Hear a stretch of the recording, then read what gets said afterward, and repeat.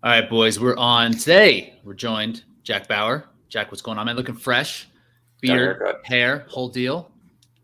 Yeah, So, no. for, Tamara, Sarah Dahill's mom, VJ's girlfriend, she cut it. So shout out to her. nice. So, does it come all included with the beard and hair? I must know for my future reference. Oh, you're growing the beard? No, beard is all on me. I Oh, touch that, but she does the eyebrows also, which get out of control. I'm not sure if you've seen some of Yancey's videos, but they like come up to here when you don't trim those bad boys. So you gotta make sure that you're keeping the eyebrows trimmed. Yancey could comb over from his eyebrows up. Yeah, I gotta say, I between gave Kirk his due when he got all hot and sexy and haircut up. You are following suit. You're a stunning man to behold right now, Jack Bauer. I guess that whatchamacallit, that the picture that you guys made, the character, Your avatar. slightly more accurate. Still not super accurate, but slightly more accurate. So, But in terms of sex appeal, there you go. it's yeah. 1-to-1 for Yeah. sure. Not quite Kirk. As we I know prepared that. for today's debate, I saw a lot of roadblocks getting in my way. I didn't think it was because I wouldn't be able to focus out of just like this male model in front of me. Oh, I'm Pull up my blushing. Wow. notes so I can refocus here. All right, what do we have written down for today? We Go. will persevere. Rich, go.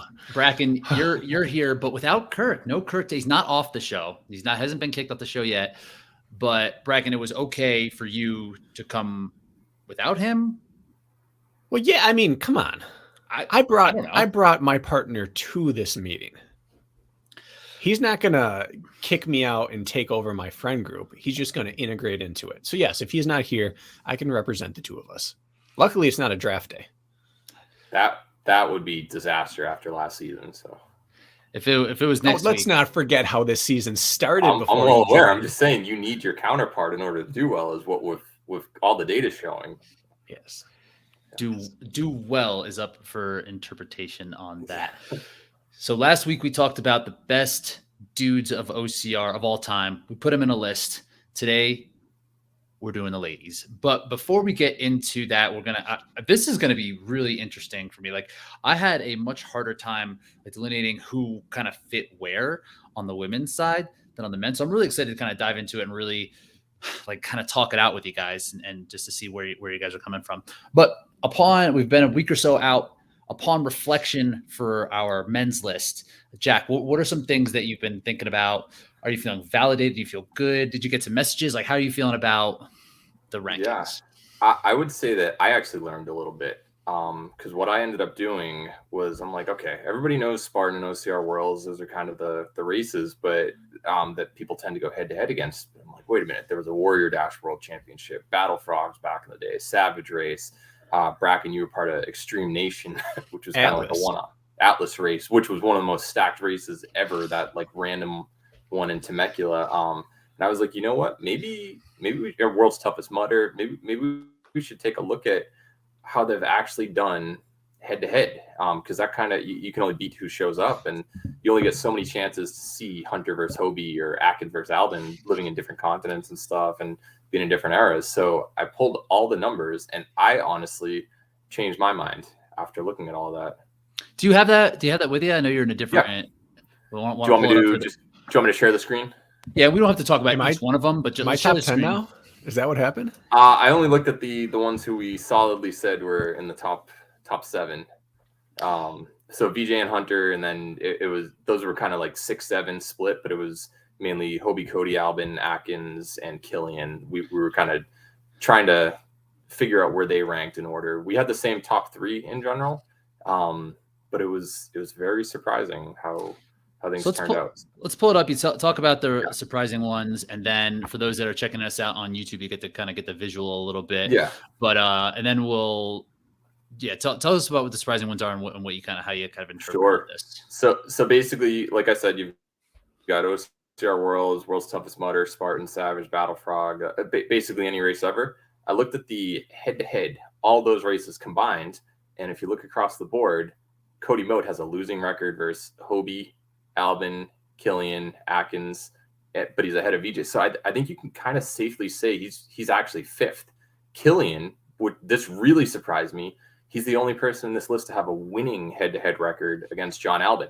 He's 7-5. No one else does. So I think that alone, and the fact that he's a 2-time world champion, has unbelievable range, I can firmly put him as number 4 in my opinion. You guys can do what you want, but this data was pretty eye-opening. But the toughest thing for me, you've got Hobie versus Atkins, and Hobie 8 wins, 7 losses against Atkins. But he's 2-3 against John Albin. John Albin 3-2 against Hobie. He's got a winning record against everybody except for Killian. He's basically been untouchable in OCR Worlds and has unbelievable range. And he's won 2 Spartan Race World Championships. Unless there are double carries in it, he's kind of never really had a flaw. So after and then Atkins, I guess he is basically 500 with Hobie and Albin. He's got a winning record, considerable against Cody and basically, but 1 under, and that's important. Yes. So as a result of this, it's so hard to tell because then do you do Spartan and then everything else? Do you do Spartan, Tough Mudder, everything else? Like you kind of have to differentiate. But the bottom line, after looking at all this, I'm leaning towards John as my number 1, and the fact that he has a losing head-to-head record against a back half of his career Hobie, I think Atkins bumps to number 3. Even though you think of him as second place in everything, it would have been appropriate. But I think I'm going to change it to John, Hobie, Atkins, Killian, and Cody. Wow, Bracken, what are your thoughts? I mean, I've spent years saying John's the greatest of all time, and then I said Hobie was. So I really can't choose between the two. And it's unfortunate they didn't get more chances at OCR Worlds against each other. Yeah. That was one of my only regrets for Hobie, is that he didn't capitalize on doing those other events because he was so in bed with Spartan for so long. Mm-hmm. The interesting thing is that numbers are right until they're wrong. And Killian's numbers are so interesting, but we have to keep in mind with his winning record against Atkins, for example, is that Atkins came to Killian's playground. He lost to him in Palmerton. He lost to him twice, maybe 3 times in Tahoe. And those were the double sandbag carry and altitude in Tahoe, which obviously Killian has shown to be better at both of those things when they've gone head to head. Killian never went and tried to challenge Albin legitimately at OCR Worlds. Was he there? He's only done the 15K twice, never anything else. And he got spanked pretty significantly. So I think if he had gone to Albin's pond as much as Albin had come to his, we would see a much different result because they basically won their respective domains, except Albin won Killian's domain and Killian never won Albin's. So like the numbers are right, but they could be a little misleading. It's like, I don't know, like the VJ Jones with Cody Moat issue right there. Right. It's dominance, yet it's misleading because he was running against the pup VJ, and then VJ beat him the last 2 times they've matched up. So, but that was also old man Cody. So the numbers are great, but to me, they don't change anything actually. Okay. I kind of agree. And Jack, when you pull these numbers, these are all time, right? They're not from a specific moment in time, like from. Correct. Yeah. This isn't like 2018 on. It's all time. Right. And that's my biggest issue with it. Like, I think these head-to-head arguments could really settle things if it was for who was the best within a 2-year span or the best last year. But when it's spread over the course of like 5 to 6 years, there's too much other things at play to really make it definitive. And we don't even know what happened in these races. These are just like numbers that we're looking at. Here is what jumped out at me. Hunter McIntyre was 1-10 versus John Albin. And against Cody Moat, he was 8-11. And it shows how good some of these people truly are. But the one piece that I think we did a disservice, one athlete we did a disservice to was John Yatsko. And I got some messages afterwards saying, we have only seen a run from the goats that Yatsko did for a while there. That when Yatsko showed up, he was as good as the goats. He just was a flash in the pan in terms of how long he stayed in the sport.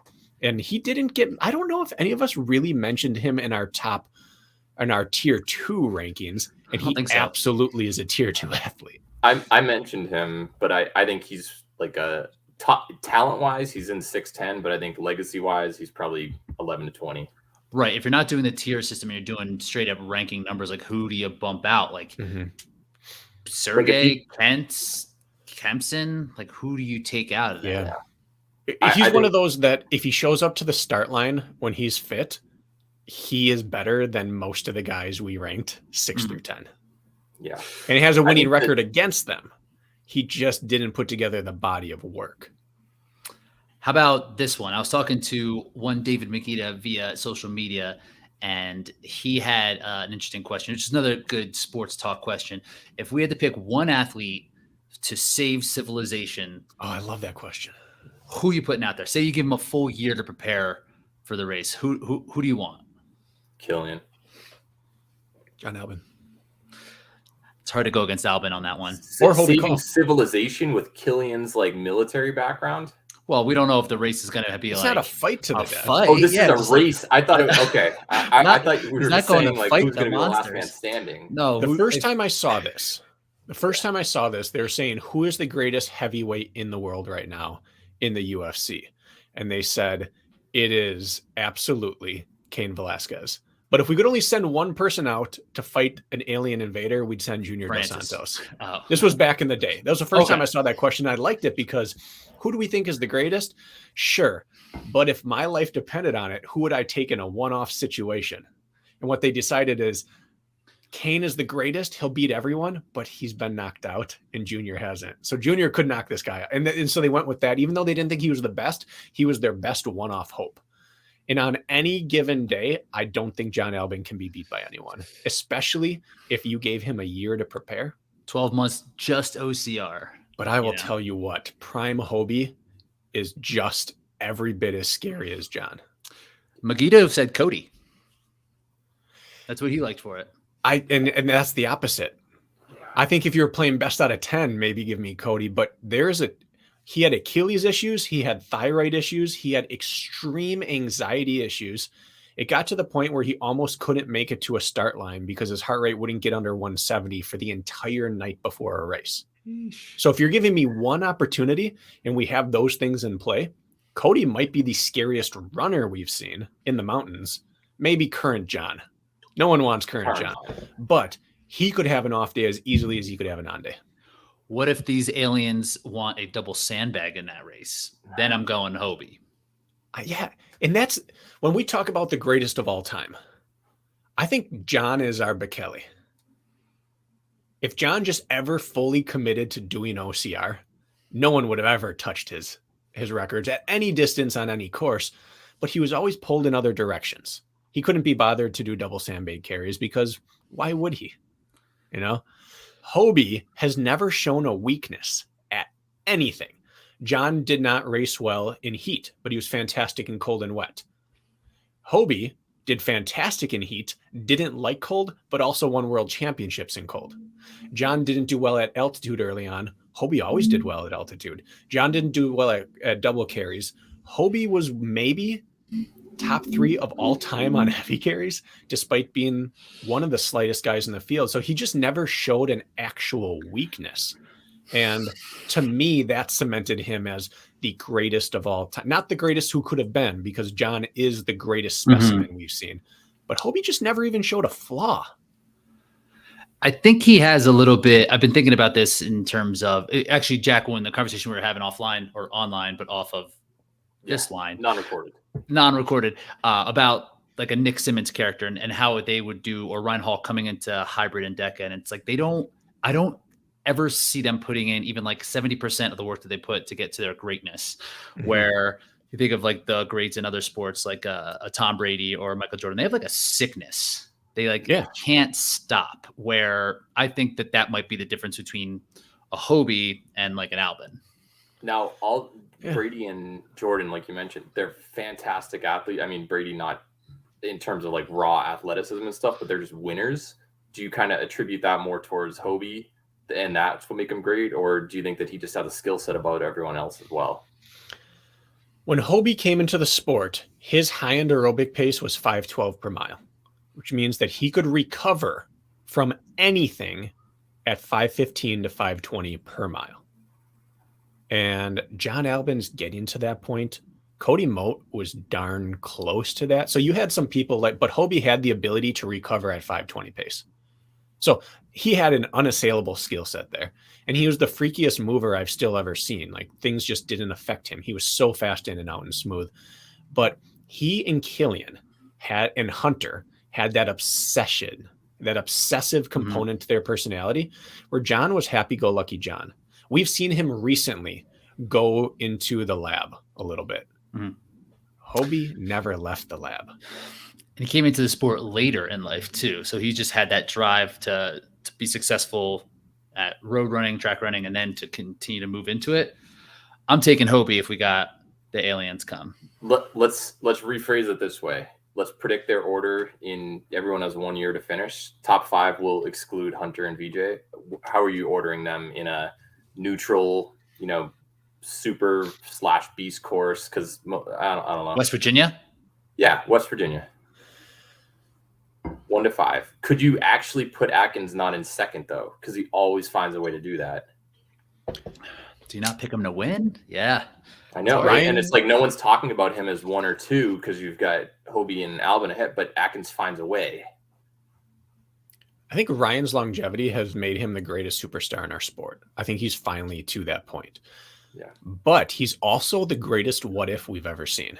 And we forget that he's a what if because he's so damn good. But what if he was Hobie obsessive about OCR? Is there a chance instead of 4 or 5 runners up, he has 4 or 5 world championships? So I don't know. Give people a year. Is Ryan suddenly unassailable, or is Cody and Albin, are they untouchable? I don't think I can rank it because they're all so good. Bracken passes on your question, Jack. And I think that's what's great about this sport at this point is like, personally, I raced each one of them. None of those guys on their best day did I ever even have a hint that I could stay with. And that's the difference between them and everyone else. On everyone else's best day, maybe not Woods, or Yatsko, but those guys who on their best day were untouchable, but on their B day were still pretty much unbeatable. That was the only difference between Killian and Cody and the rest of them, is those two lost at times. The other 3 really didn't lose to anyone other than each other, even on their B days. Yep. One number also that stood out to me, 3-0, Albin versus VJ. Assuming Albin comes to Stratton this year for OCR Worlds, can VJ actually change that 0 to a 1 or a 2? Because this is the only 0 on this entire list. Everyone's beating each other at some point. That's going to be. Should we draft OCR World Championships here this year? Probably. Absolutely. Yeah. Okay, Albin. I don't know if you read his write up from Marathon du Mont Blanc, which was this past weekend. I don't know if you guys watched it. Watch the full coverage. It's 3.5 hours of awesome mountain running coverage. Nice. He won. Spoiler alert. I did see that. It wasn't close by the end. And he beat some of the best. He beat probably 6 of the top 10 guys in the mountain running world in this race. And his post-race write-up said this is the first race that he has gone in and done a specific training block for the race. So, will we even see him at OCR Worlds, or is he going on to take over the mantle of Killian as best mountain runner on the planet? And I don't think that's hyperbole. I think he actually could do that. But B, if he does come out, if he's done any amount of bouldering, nobody touches him in the 15K. I think VJ can beat him in the 3. I truly do. I don't know if he does, but he could. No one's going to touch him in the 15 if he shows up. All right. So before I have to change the title of this episode, let's move on to the women. To the women. So last episode, we talked about the races and how we kind of came to order these things. And I think that that's important to talk about again. We kind of had a consensus that Spartan World Championships is the pinnacle in this sport. And then after it was kind of a mix of OCR World Championships, 15K, 3K, and like North American Spartan kind of all, and then Spartan Europeans kind of a little bit below those. And then just how everything else fills in out, like the ultra stuff, World's Toughest Mudder, trifecta, and then like it bleeds down from there. If you guys didn't have any second thoughts about that, did anything come to mind We talked about Battle Frog. We talked about Atlas today. How do you factor those in? Go ahead, Bracken. I don't think anything's changed in my mind other than that, for whatever reason, the Ultra Championships matter more to me today for the women's field than it does for the men's. It plays into it. And it didn't play into it much for the men's for me because the resumes just didn't really need it that much. And some of the recent winners don't have the other body of work. I would argue, and maybe I can be proven exactly wrong on this, that today's argument here needs ultras to count. Another thing that I found myself more interested when looking into this field was the finishes in the big races outside of the top place. Because in the men's, it was easy to be like 2 championships above 1 championship. And then we had a good 5 to 7 names. Here it's like there's basically 2. And then after that, it's filling in. Like, how do we fill in like the 5 to 10 and going into seeing how they placed in these championship races outside of the top spot? Do you want to know what I think is going to be really interesting? On the men's side, it was super concrete. We all had the same 5 or 6, like, you know who it is. In the women's field, we have no idea. Actual race coverage or race results were always like, these 2 women are head and shoulders above everybody 3 when it was Nicole. Like, you can narrow down. It was like the same 5 athletes, Lindsay, Nicole, Rhea, Faye, and Alyssa, like for 98% of the time or something for like a few years in a row. You knew who it was going to be. And the men's field is just all over the place. You have no idea who it's going to. So It's interesting when determining the GOATs, you had such consistency on the women's side, but it's going to be very difficult to pick. On the men's side, it's wild, but it was very easy to know who stood out above the rest. Well, the field has always been 3 to 5 years behind the men. Yeah. And that's what the GOAT status is showing us, that they are still at the Hobie, Cody, and now they've got Albin and Atkins have joined. But they don't have necessarily their VJs, their hunters, and those people that came along the way and stayed. They've had people come in and out, but they haven't yet had that next 3 to 5 years where the Annies 3 to 5 years from now, Emma 3 to 5 years from now, if Rebecca Hammond comes back, they haven't had that staying power of the next wave quite yet. And they are still 3 to 5 years behind the men's field in terms of depth and turnout. Those women that you just mentioned are very much like Yatsko. Like, without question, talent-wise, you could be in the conversation. They just haven't done enough. Like, I think Emma could easily be in the top 3, 4, like, within a couple of years. She's not there yet because she's only. I'd give her 1 year. Same. Like, when I was looking at some of the current athletes in this, it's like, can we really put the other athletes who didn't have that high of accomplishments over the people that have in the last year or two? Because there doesn't seem to be that longevity. So we can't just give it to athletes who did it just because it was longer ago and we're old dudes. Yeah, like if Rylan, the female counterpart to that, is like a Rebecca or an Emma, we're not talking about Rylan yet. We said he needs 5 more years. Right. We said he very well could be in 5 years, but he might not come back. We have to talk about Emma because we haven't had the staying power. So it'll be interesting. The other big piece that I think is interesting is that when I said tier 1 last time, I said you had to have won multiple world championships. And on this side, I have an entire list. It's like tier 1.5 or 2.5. I don't know what you would call it, of world champions who are not GOATs. Which is going to be strange. That world championship status doesn't make you a GOAT because you could win a world championship in your first year and be gone. And how the staying power on the female side wasn't the same. Like, looking back at some of these older races, it was the same names on the men's field 5 or 6 years later. And the female side, it's really not like that until the emergence of Lindsay. Yeah. I bet most people who currently are in like paying attention to OCR would have no idea who Tyann Clark or April D or Claude Guthrie, like any of them are.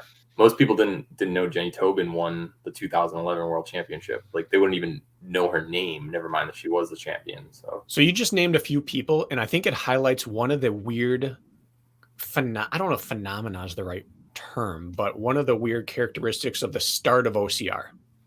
It was young to prime men and late prime to masters athlete women. young women did not make the leap in. And I think historically, and actually I think I wrote an article about this once. What? Historically, this is probably 10 years ago. Historically, women are less likely to make a huge change of lifestyle or career at the same regularity that men will. So you needed an athlete like Jenny Tobin or April D or Cloud, who were at the end of one career of endurance and looking for the next thing. But you didn't get the young flash in the pan athletes who were just like studs in their prime. You know, Hobie was 33 or 34 when he came over. So was Cody. Atkins was like 26. Hunter was like 25. I was 25. We came over and leapt early. Like, who cares? Who cares if the sport doesn't work out? The women were advanced in their athletic career when they started. And that was part of that like vacuum that existed, is they were trying to suck in young talent and it wasn't taking. Now, So they were only in the sport for a year or two or three, and then we're gone. Yeah, I actually have data to back this up. I'm going to share my screen for 10 seconds real quick. Okay. So I'm just backing up your point, Bracken. So this is the chart of every single age that athletes have ever elite podiumed in Spartan Race. And you can see women, it's a few years behind the men the entire time. So it is pretty remarkable. And this completely backs up your point that men kind of got an earlier start, and you did tend to see throughout the entire history of Spartan, 2 to 3 years older on the women's side for who's actually podiuming. Yeah. It's interesting that they had a different trajectory than the men, because both fields started at the same time, and they actually had fantastic early marketable champions on the men and women's side. And yet the men's field exploded. And I think it's just because of the gender specific type of, I'll throw everything aside and go into it. Who cares? I didn't know you were a writer, Bracken. Yeah, man. This is something I didn't know. Jack, you write sometimes? I'm not a great writer, but I write words down from time to time. You Bracken's are brother capable. Also. So Macaulay's a much better writer. Yeah. What did he have? Another generic travel blog or something like that? I forget. Something like that, yeah. Something like that, yeah. All right, so let's get into it. Let's do it. So I think maybe, do we want to do tiers? We're just going to start listing them off. Like, to me, it was 3 or 4 athletes, and one who when we were talking about 2-time champions, that popped up to me that I kind of stuck in here. Jack, give us like your top. I went first last time. Someone else can go first. Can we agree that there are 3 and then there is the rest? Yeah. So we should just start with the 3 and get them out of the way. Not get them out of the way, but just get the elephant in the room out. Yeah. That there are not 5 deep or 8 deep or 10 deep. The argument, Mount Rushmore for women is 3. And then there can be supporting pieces that are GOATs, but not those 3. Lindsay, Susanna, and Nicole. So you don't like it, Rich, but Jack is nodding. I think 100%. that going back and looking at Nicole's resume, I think Lindsay and Susanna are head and shoulders above what she's accomplished. And what about Claude? Well, I think you're right, but what Nicole did was go on a tear when Lindsay was in her prime, and she got cut short by injury. But if you take a look at OCR Worlds, suddenly she started rattling off world championships. I was looking at that. So that might have been somewhere that I did kind of miss. So the way Nicole's career kind of looked to me is 2019, she came and brought it. And she did beat Lindsay straight up at the North American Championships for OCR. And she won the world title when Lindsay was hobbled. And then she won the OCR World Championship 3K that year, I believe, without Lindsay in it. She's won 3 of them. And what other years did she win though? Nicole has eight podiums at OCR Worlds. She had a DNF one time. That's the only time in a solo race that she did not get top 2 at OCR Worlds. She won London, Stratton, and what other 3K Worlds? Nicole? Yeah. She wasn't at Stratton last year. What are Nicole's OCRW World Championships? Whoever 19 was, she won the 3K. I think that was in England. 2019 London, 2018 London, 2017 Canada. Second Canada, year not Stratton. Not Stratton. She was at Blue Mountain. Those are all 3K? those are all 3K. She got second place, Canada 17 and 16. She had a DNF in 2019 because she slipped off something, and we're not going to count team titles, but she's been on a couple of those. Sorry, dudes. No team accomplishments here. So I guess when I'm looking, if we want to do the head-to-head thing, even though I said that wasn't the greatest measurement, how many times did she beat Lindsay or Zuzana in those races? While he's looking that up, I'm going to give my rebuttal to that, which is that the times are not, the number of wins against each other may not have parity, but when you look at the number of times anyone else in the history of the world has beat Lindsay versus how many times she has, it is a class above. She's the only one that was ever capable of beating her without it being a fluke. She just flat out beat her multiple times, and no one else ever has, other than Zuzana. Those three are the only three that could beat each other on a good day. Everyone else needed a fluke. But is that true outside of 2019? There was the flat courses. I think she's had a really high, her high end is the highest that we've seen. Well, she's not above Lindsay on the mountain, but she's the only option for 2 or 3 on the mountain other than Zuzana, is what I'm saying. Lindsay is the greatest OCR athlete of all time. She reigns supreme, and they sit at her left and right hand. But everyone else sits a full tier below those 3, is my point. If it's a pyramid, it's Lindsay, and then those 2, and then everyone else makes up the base. Yeah. So go ahead, Jack. I was just going to say, Lindsay ended up getting 3rd in the 3K and 2nd in the 3K the 2 years that Nicole won, and Lindsay did not participate in 2019 because she had a broken foot. She won the 15K the years that Nicole got 2nd. Right. So pretty comparable outside of Spartan. If you look at all-time record, head-to-head for Lindsay versus Nicole, Lindsay is 18-5 against her in Spartan. And pretty much 50-50-ish for the rest. And if Hilderat, you can throw that in there as well. I forgot to include that for the men's comparison that we did, but yeah. Okay. And so when we're looking at it, because her OCR World Championship resume is very stout, that is where it is better than most of the other athletes that we could even consider here. So yeah. And Nicole was trending toward, Lindsay's been trending like this.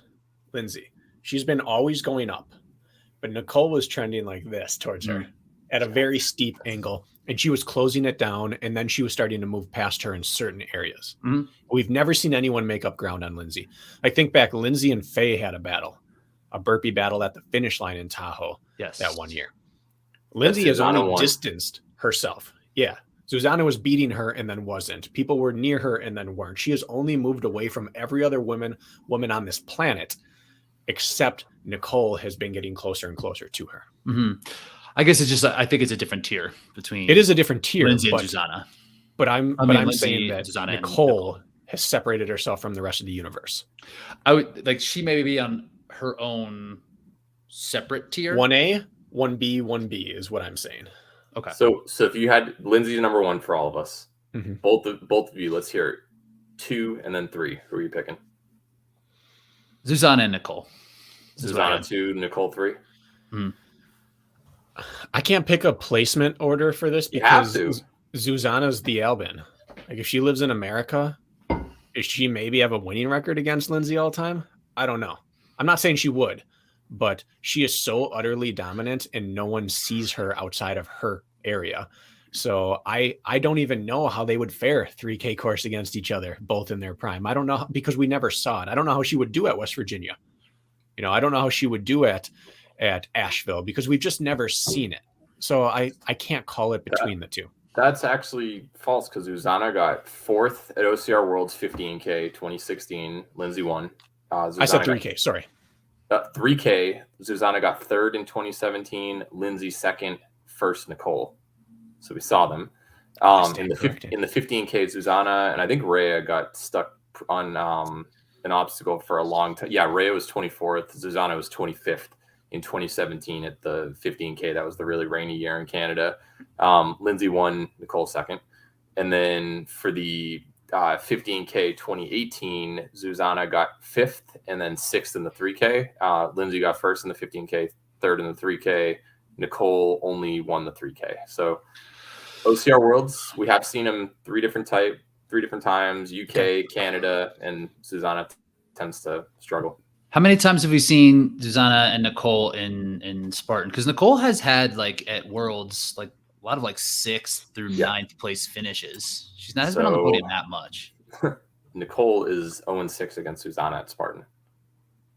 And if we're going to rank Spartan above these other races, I think that makes it kind of clear. Yeah.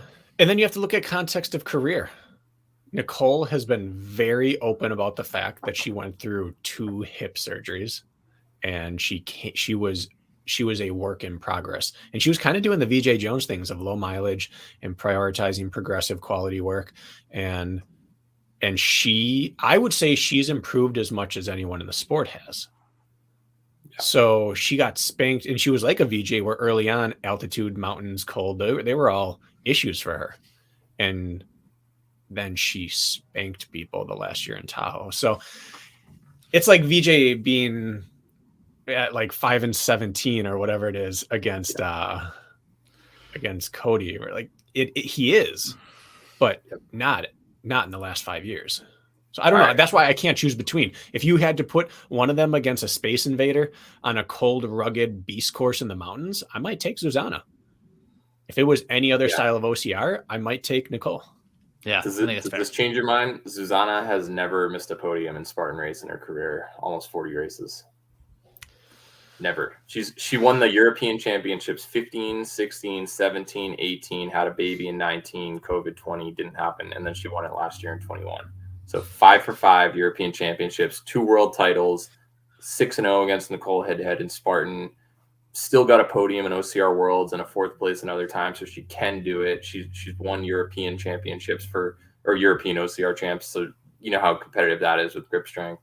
Had a couple bad performances at OCR Worlds, but if you look at her resume on the whole, I'm going Zuzana 2nd, Nicole 3rd at the current time. I think Nicole, totally agree. Trajectory, she could, if she comes back next year healthy, she could easily, switch that position one more fantastic year. But she did struggle a little bit in her early career for injuries and stuff, and just kind of getting outraced while being new. Zuzana's never really had that issue. So I think right now you got to go Zuzana 2, Nicole 3. Playing devil's advocate, I had to bring it up about Ryan Woods, and so I'll bring it up about Zuzana. She has a doping violation from back in her pre-Olympic sport days. I believe she was 13. So this is all very, very, at least that when it came to light, it was very, very distant. I mean, she's in an Eastern European country, and she was part of a federation, and she was a child. Does that reflect on her? No, it does not. But the narrative could very easily be made that she was part of a pipeline that had world-class training and world-class access to things that wouldn't be accessible, legal or otherwise, to American, or not. I shouldn't even say American because American's dope, but to the standard typical athlete. And it changed her trajectory in her formative years as an endurance athlete. So I'm not drawing that conclusion. I am stating those facts, because that narrative was very, very big on her the year she won in Tahoe for the first time. That was a big issue. Joe was having to talk about it with NBC. They had to implement drug testing at the World Championships for the first time because of Zuzana. And it must be acknowledged that that is a mark on the wrong side of her ledger. Yeah, on paper, but the context that Only you on laid paper. out, the context you laid out is kind of crazy, like a little cringy. That's just like kind of. I didn't know any of that. Yeah. I mean, it's uncomfortable to speak of because it wasn't even her decision. She was 12 and 13-year-old is part of something on their own. Can't even understand it. No. Yeah. But did she benefit? If true, did she benefit from it physiologically? And you can't deny. Now, we don't even know what the long-term ramifications are. I'm just saying that if it is head and head, somebody is going to say that matters. Bracken's not choosing, Jack. He's not going to choose. Yeah. No, I typically. Well, my bias is Nicole. Yeah. But that is a bias of I've seen her more, and I've seen how deadly she is and was becoming. And I think people are forgetting that leading into her ACL surgery, the narrative, the conversation was starting to be, is this the year she surpasses Lindsay as the best in the sport? Yeah. Now, the fact is, no one ever else has been in that conversation, and Lindsay only distanced herself from Zuzana. So if no one was saying it about Zuzana and they were saying it about Nicole, we can't forget that she was about to become potentially number one in the world. And Zuzana was only leaving away from number one in the world. Yeah. So to use an NBA analogy, this would be like Nicole would be Derrick Rose. Kawhi. No. I think No, Zuzana's he wasn't. No one ever really said he was number one. He was the best two-way player in the league. I think that's Zuzana in this, and Nicole is Derrick Rose. Had one good come up, Injuries. was about to be, had one MVP, was about to be that next level.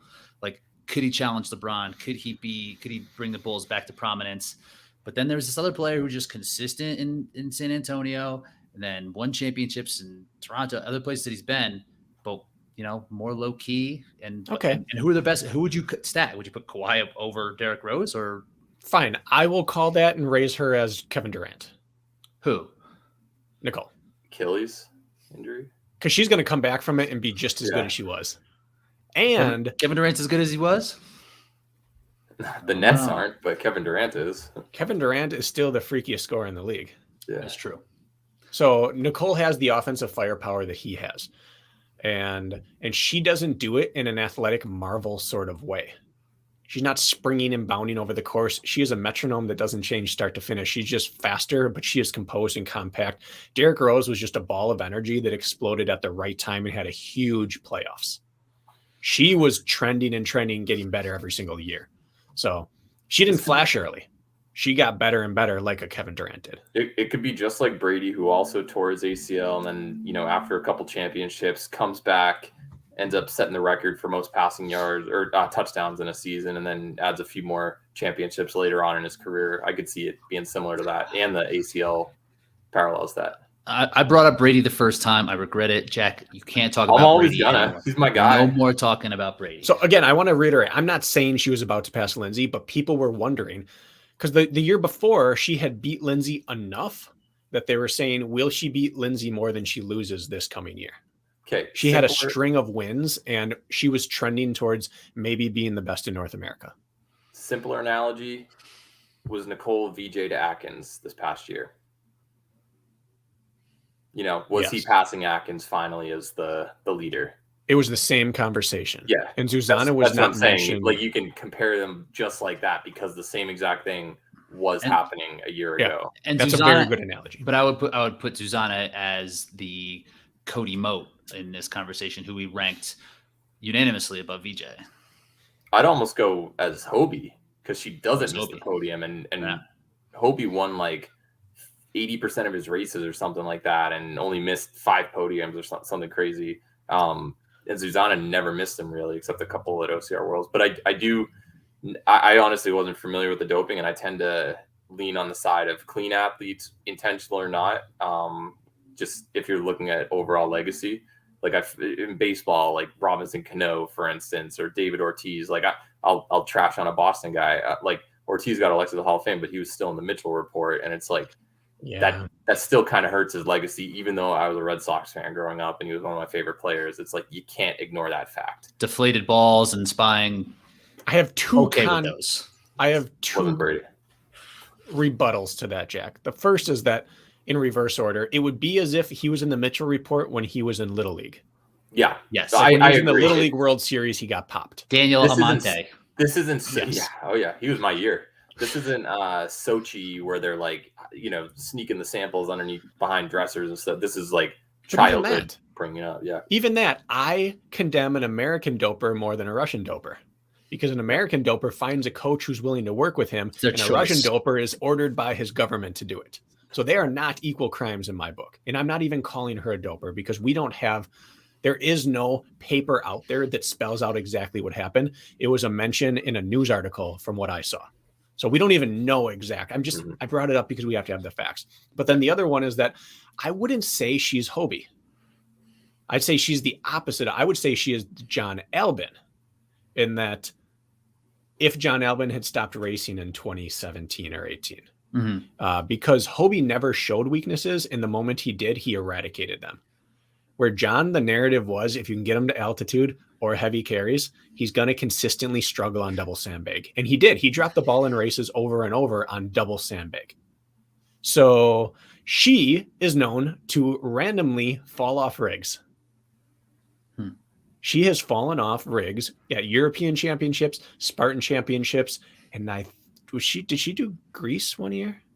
She did. She won all 3 events. Yeah. Now she wins a lot of the time because she's so far ahead, but she has this glaring issue that towards the end of races, she will fail rigs, and she's never, like John with his heavy carry, she just never had any desire to fix it.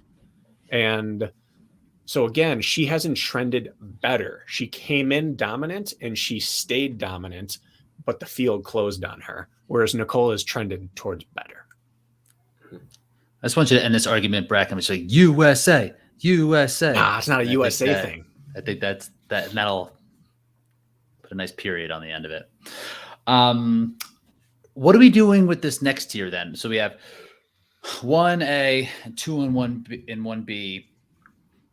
Where do we go next? We still need to name 4 and 5 because that's what we did on the men's side. Sure. But that would be this next. You have to narrow it down. You can't say there are 7 names in this next page. Like, you have to narrow it and then mention the people like the Albert Soleils and the Woods, like the people who are just outside of there. Yeah. So, I mean, our list, Jack, might be different than Bracken's list in the top 3 even. But 4, 5, 6. We're going to be wildly different. Can we talk about Claude really fast? I'm not that familiar with her, as like you were saying before, that like when Spartan started, it was athletes in the twilight of their career, and they had tremendous success. And then as the sport grew in popularity, they were no longer part of it. So it wasn't necessarily that Claude even started to do worse in competition. She just kind of veered away from it. It seems like she tore her ACL actually, and she got hurt at a Battle Frog team relay or something. She jumped off something and like a top of a wall, and then she just kind of didn't race anymore. Yeah. So Cloud and Marco were a married couple from Canada, and they were both Olympic biathletes. And as they were getting out of the sport, they found OCR. And they actually I should get them on the podcast, or Rich, you should get them on the podcast. Maybe we get one of each.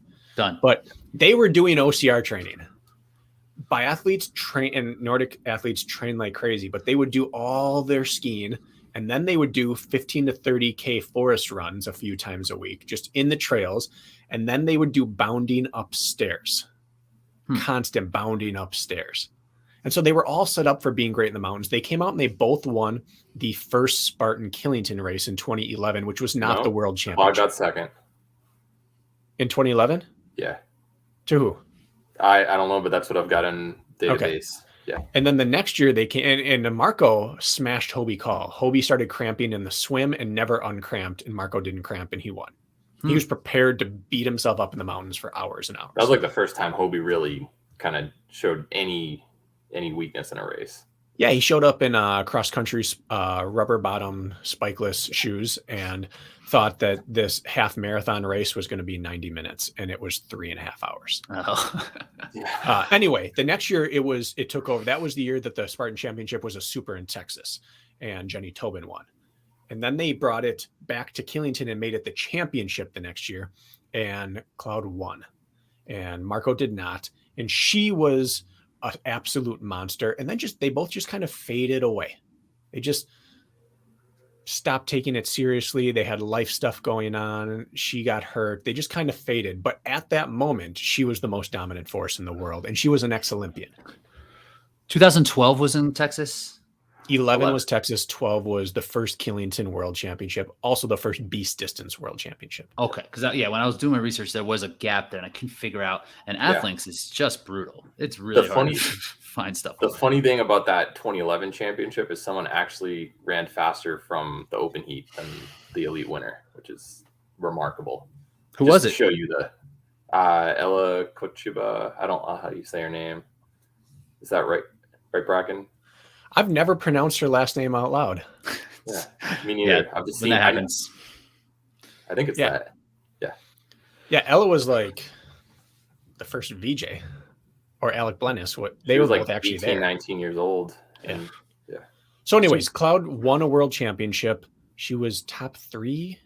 I had her as the next 2. I had her at 2013 and 14 in my limited research.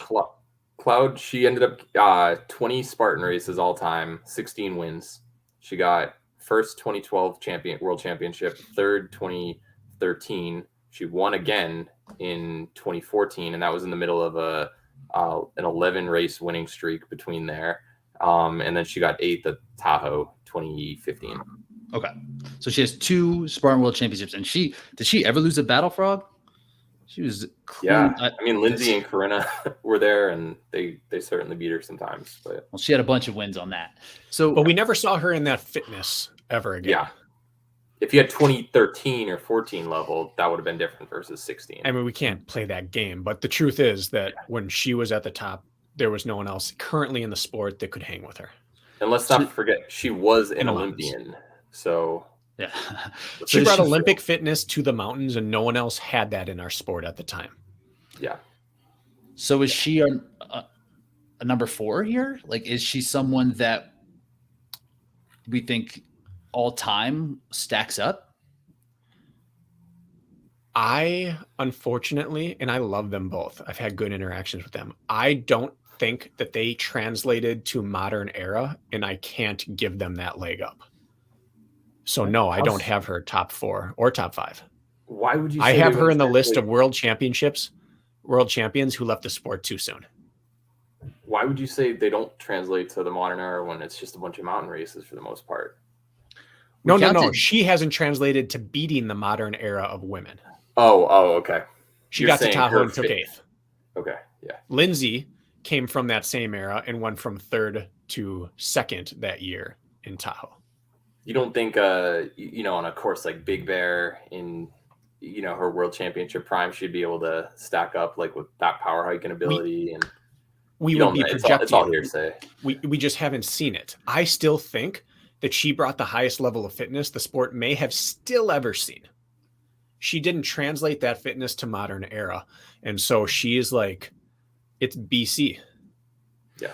And I would not tell anyone she's not the 4th best of all time. I just don't have her there. And that's one thing that we want to kind of stay away from doing. We kind of went down that route there is comparing the eras. You just can't do it, right? She's Kevin McHale to me, or better. Bird? Yeah. Bird, maybe. Well, okay. So would the skill set translate? Yes. Did we get to see it? No. But we got to see the people that she was beating beat her in a little sliver of time. And this is seeing, like, I learned about her today, essentially doing research, and it would be like looking at some numbers from a basketball player who was in the 70s and just taking it for the face value that, okay, this is one of the greats. But I don't know. I have no doubt that if she kept training at that level, she could still be challenging for world titles. I have no doubt for that in the mountains. She just didn't. Okay. Who's your 4? I don't know. I have not a blob. I have a conglomerate of women here. I think you can make an argument for Amelia, Rhea, or Rose. I had Rhea above the other 2. And I think Cloud could be in that too, but Amelia, Rhea, Rose are above the rest to me currently. Jack, where do you stand on 4? I don't have any of them. I've got Corinne Carlson, number 4. I was going to ask about her because she does have a 15K OCR World Championship, correct? Yeah. What are some of the other things that she has done? So most people, when you think of OCR Worlds, you think Ida. Like if we're not talking about Lindsay and Nicole, right? She's probably the next best obstacle specialist type person. Head to head at OCR Worlds, Corinne has a winning record versus Ida, like in the 3K and 15K throughout her career. She actually has, let me just pull it up, 11 podiums. That's basically more than anybody except for Atkins, and it might be tied with Atkins and just behind Albin. And Lindsay, Lindsay now has more than that because it doesn't have 2021 in there. But anyway, second most all time on the women's side. She's got first place in the 15K, third, fourth, second, third, and a head-to-head winning record against Ida, who I think is in that next tier. And she's just dominated races in Europe for many years. We just don't see her. And because she doesn't have a Spartan resume, I think that gets overlooked. But she's truly one of the greats. Does it get overlooked? Then it's the Yuri Force argument again. It's like, is this a person that is really good in their one specialty and that we can't compare to the other greats because we haven't seen it? Yeah, no, I totally understand that. But I just think that if you look at who she's hanging with on a lot of these courses, you'll typically see a lot of these races where there's a 15, 20-minute gap between, top 3 to 5 and then the next rest of the pack, and she's always up there. I don't know, just looking at some of the race coverage, she's just been super impressive. And 11 podiums at OCR Worlds, that doesn't happen on accident. You think she's better at OCR than Rhea? I don't think Rhea actually has the best resume out of the Fab 5 remaining. Okay. Out of Faye, Alyssa, and Rhea. Does she have the most world titles out of them?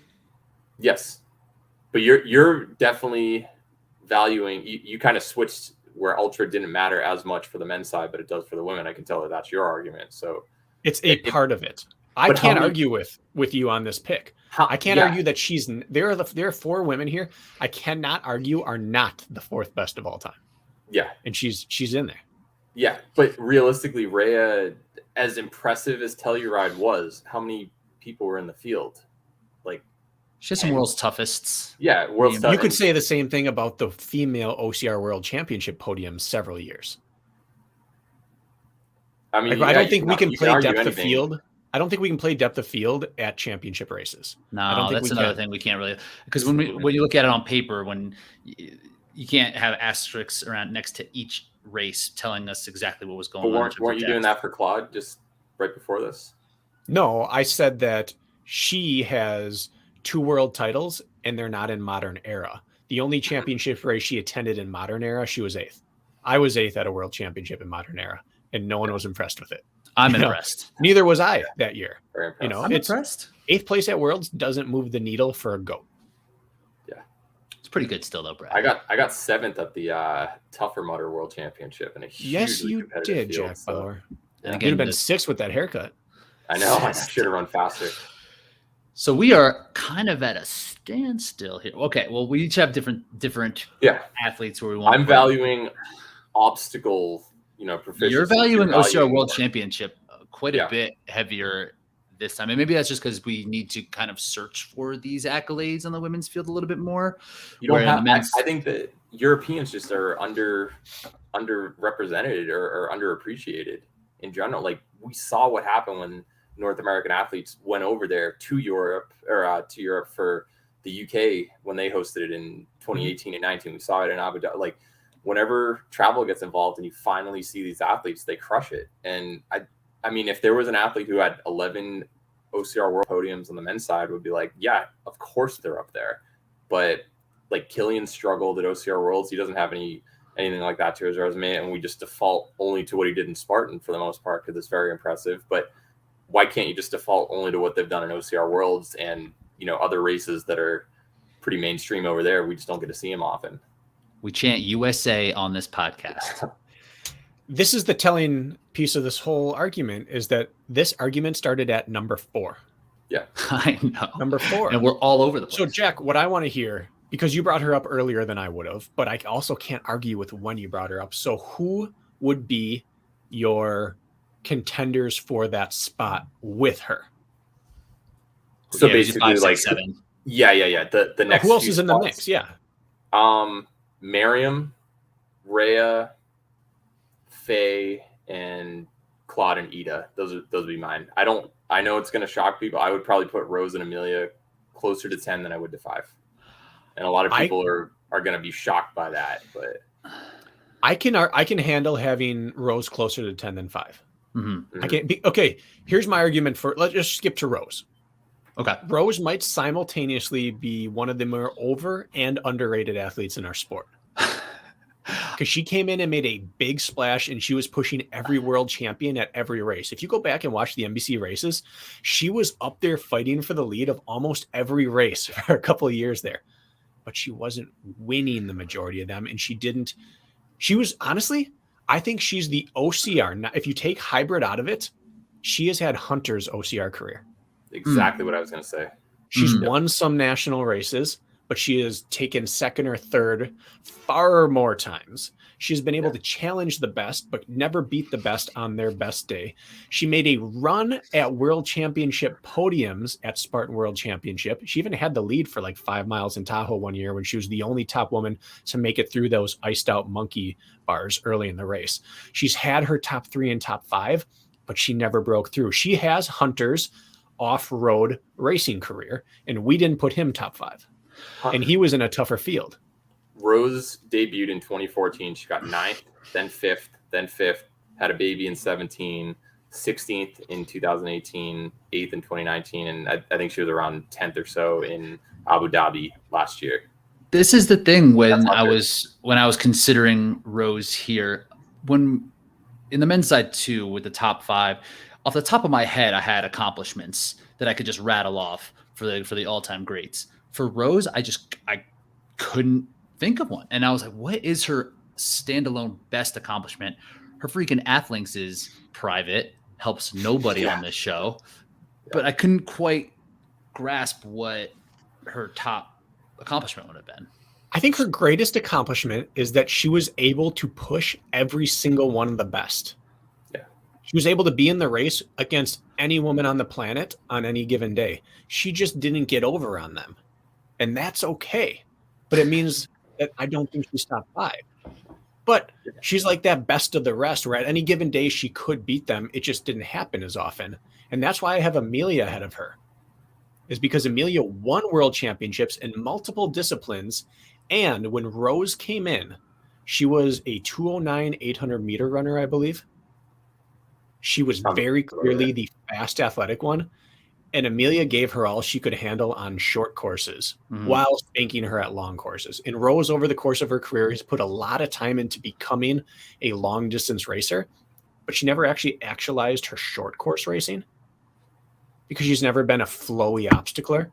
Whereas Amelia was able to hang with her on her skill set and never be touched by her on her own skill set. So that's why I put Amelia ahead of Rose. Amelia 7 wins, 3 losses head to head against Rose. Okay, yeah. What year did Amelia win? She won 13. Yeah.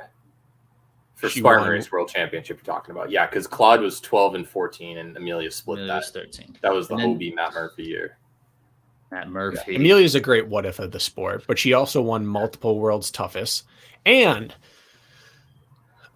she translated to the modern era better, even though she didn't ever actually do it. She came out at Breckenridge, having not raced in so long and wasn't massively fit, and she pushed and led the race for a bit.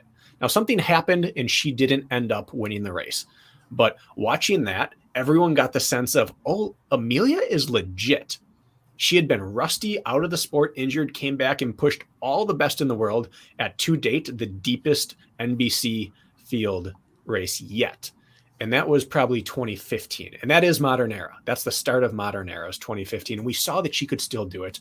And she's obviously a what if, but I think she has a legitimate stake at 4 or 5 of all time.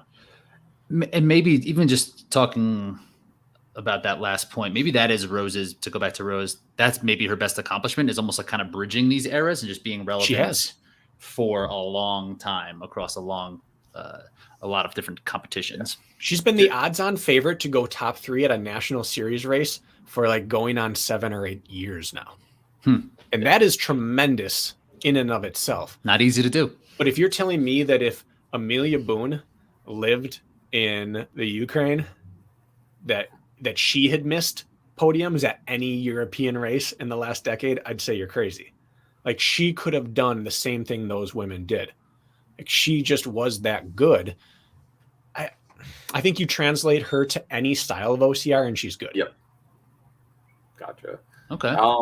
I would say it is telling that Amelia has a 4-5 record head-to-head against Lindsay lifetime. But those 4 wins all happened right at the beginning of Lindsay's career. The only person in Spartan to have more than 2 wins, and there are only a few, to even have 2 wins, or 1 win, honestly, against Lindsay head-to-head. Nicole is 5-18, and Amelia is 4-5. So the fact that she has beaten Lindsay that many times, that speaks volume. But it was a different Lindsay. It was a different sport back then. So Yeah. I don't know. But she is on a very, very small list right there. But if you look at her head-to-head record, and I know that's not everything, but we did discuss it for some of the other people. Amelia's 0-2 versus Susanna, 1-3 Nicole, 3-5 Faye, 0-5 Rhea, 1-1 Miriam, 0-6 Alyssa. So like you look down the list, she starts having a winning record 7-3 against Rose, and we're saying Rose is closer to 10 than 5, still in the top 10, but not closer to 5. I don't know. You've got.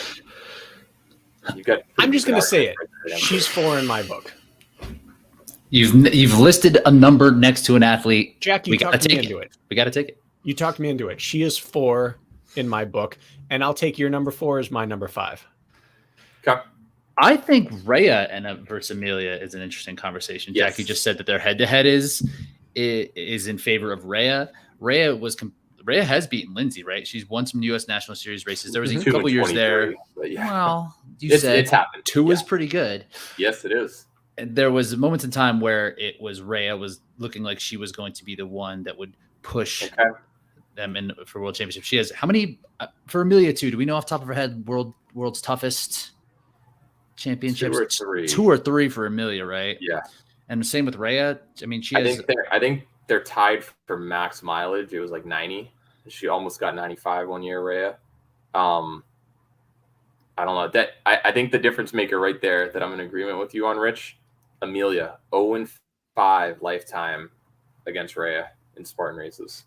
They don't race anything else. 0-5, and she's matched her in terms of mileage and won a couple World's Toughest Mudder titles and ended up having that Telluride World Championship, has beaten Lindsay multiple times. I'm putting Rhea 5. I can't argue the 0-5 stat. That is a number that looks good and is good. Yeah. However, I can say that if you, in today's day and age, with the style of racing and depth of field at World's Toughest, only match what Amelia did alone in the previous decade, that's not being better than her. Yep. That is not as impressive. What she did to win it is impressive, but the men's records have gone down and the women's haven't. So are we saying that Botras is a better World's Toughest than Atkins?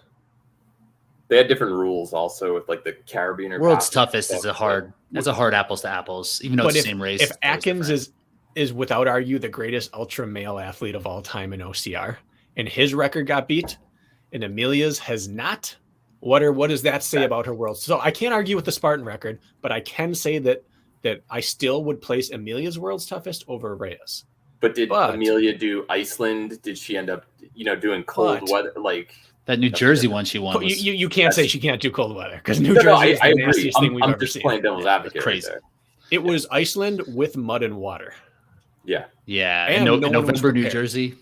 No. So anyway, and no one knew what they were getting themselves into either. I still put their ultra record on par with each other, but Rhea's done it modern era. And that does matter.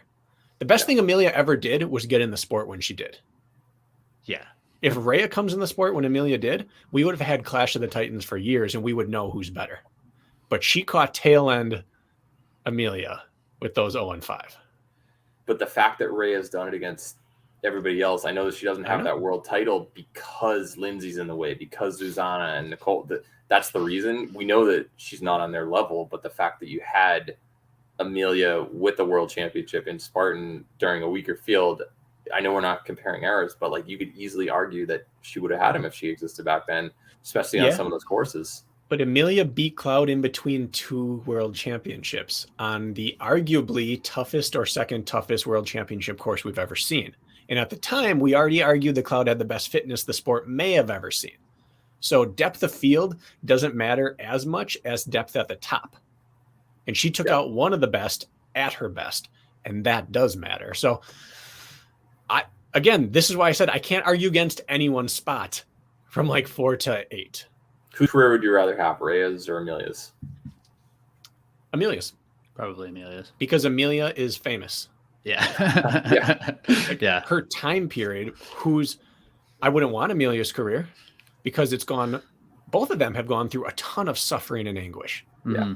But Ray has been available more often recently than Amelia has. But Amelia, you can't deny, has been more successful culturally. Wasn't she on the cover of Runner's World? Yeah, but that's like asking, would you rather Jack have Link's Hunter commercial on ESPN with Stephen A. Smith? Yeah, That's true. I mean, she's pretty had big. a better all-encompassing career, but Ray has been able to race recently. but that's kind of like, would you rather have Cody or Hunter's career because of the fame, like you mentioned? I don't know. I don't feel like that's when we were talking about the dudes, I actually weighted that part of the equation of like how well celebrity factor that were included. Yeah, like the ambassadorship of the sport. Like Amelia probably put a lot of people in. Like maybe Amelia did directly influence Rhea. Maybe she wouldn't have been in it without that. Bracken, you've convinced me. I'm moving Amelia to my 4th. Okay, who did you originally have 4, Rich? I think I had Rhea here. Okay, and I have Rhea 6. Jack, who did you have 4? I had Corinne Carlson. Correct. And I have Corinne 5. Okay. And I have Amelia. Where did you guys have Amelia? I had Amelia 6 or 7, and it was a toss-up between her, Ida, and Claude. And where did you have Amelia? I had her in just this group of people that I had question marks next to. I had to talk about it. I needed to talk to my buddies about what to do about this. Would you then both have her as the lowest ranking world champion? Well, Cloud. Have to. Yeah, yeah. So those two are head and shoulders the least successful multi-time world champions on your list. On the women's side, yeah. Yes. I mean, they're going to be behind Lindsay and Susanna, and then Nicole's won multiple, like if you include outside of just Spartan. So she's up there as well. They're ahead of her. Rich, where did you have Corinne? Question mark. I had her down at it, and I didn't know of her resume that Jack did, and I was hoping he would. So since you didn't vote for her, her average vote right now is 4.5. Yeah, I'm cool with her being 5. Which makes her the highest ranking next after the top 3. So she's 4 on our list if we had to have a consensus. An aggregate. Even though I didn't vote for her for 4, I had Amelia's 4. She's 4 now on our list. Yeah, but you could get the vote in and narrow it down. I'm going celebrity. I'm just celebrity. So then we both have Rhea then as the next available highest vote getter. Wait, what are we doing with Cloud? I would have her 7. Even though she's not 4, yeah, we got to put her somewhere. Yeah, she's part of this history. Yeah, 4 Corinne, 5 Rhea, 6 Amelia, 7 Cloud. Is it Corinne or Corrine? I've heard people who are friends with her say Corinne, and I think it's not Karen.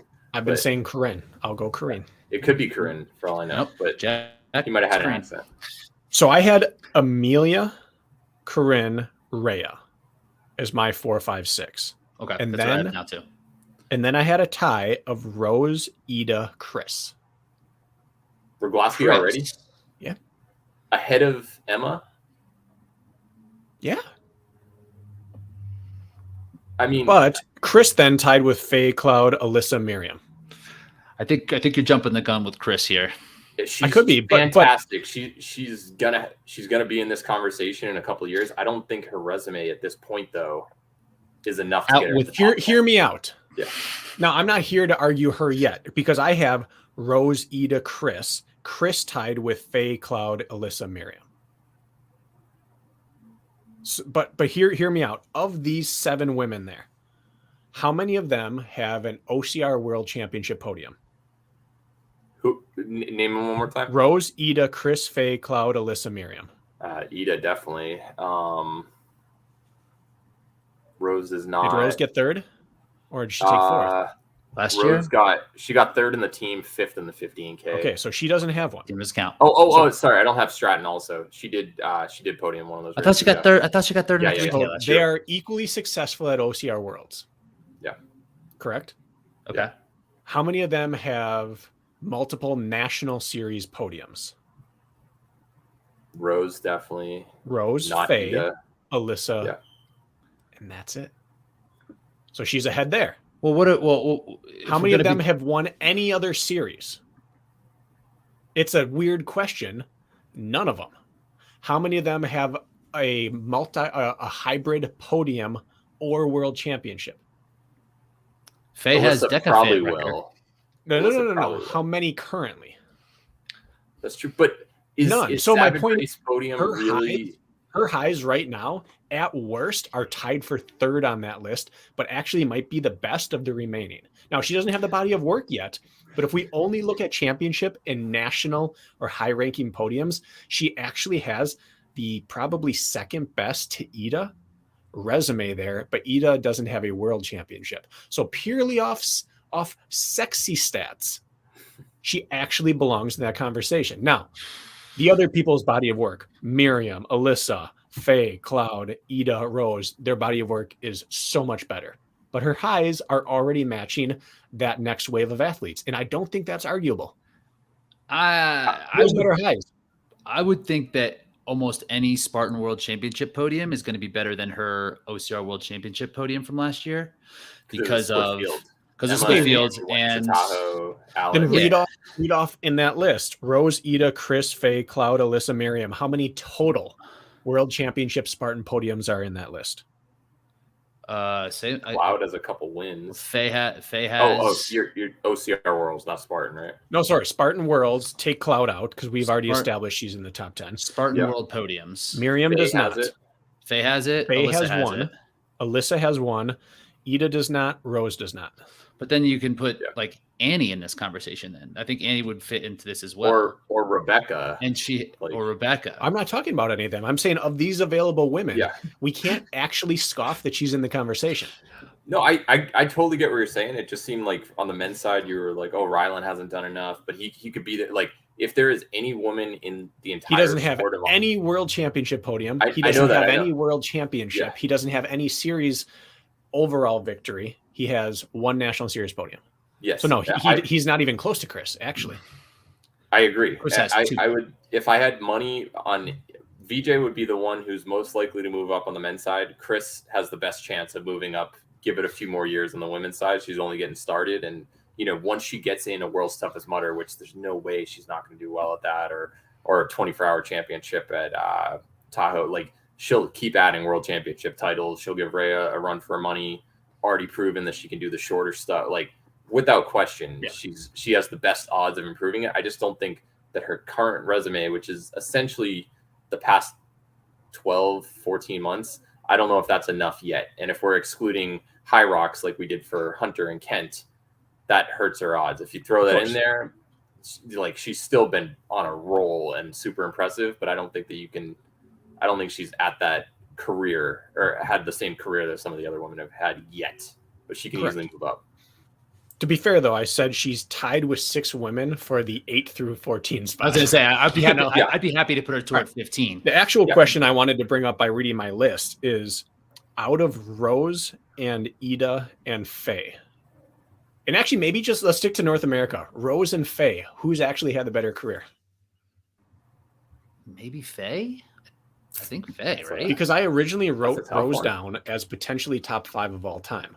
When I started pouring through stats, I was very interested to see that Faye has an arguably equivalent or better career. I would think so. I think that's fair. Yeah. And you talk about people who are able to push the best, like I complimented Rose. She fits that bill. Head to head, what'd you say they are? 12-9, Faye wins. Wow. Surprising. And Faye, don't forget, she's been around since 2013. She was actually there, I believe, 2013 Tahoe, or not Tahoe, Killington. And I think that was right around the time when Rose made her debut. Yeah. So who do you have higher on your list, Faye or Rose? I think I have Faye. Okay. Faye has not jumped outside of Spartan, though. She did OCR World once. And she's not got built scared on Dragon's back. Yeah. She is a Spartan do or die, just kind of like Kent would be, or Deca fit. Yeah. Record holder. That means something, right? We have to exclude hybrid, unfortunately. Otherwise, you'd be in the mix. It weighs in a little bit. It swings. It can swing it. But It we're can swing ignoring it her for over, Chris Rose. and Hunter and Kent. So how can we include that? We did for that. her? No, we gave it a little bit. It cemented Kent in my top 10. Yeah. Okay. I thought we excluded it, but yeah. Well, we weren't. It was weighted. It way couldn't less. make your career, but it could put you over. Yes. Okay. Fair enough. Because my point of all that is that if you panned, I don't know, an audience of 100 OCR fanatics, yeah, I would guess that initially most would say Rose's name before Faye. Mm-hmm. And when you start looking into argument, that's where I started. I started as Rose. She came into my mind way before Faye, and then I started looking more and more, and I thought, I think I might be wrong. You know that Faye is the all-time women's record holder for podiums? Does that influence things? She's won an NBC race.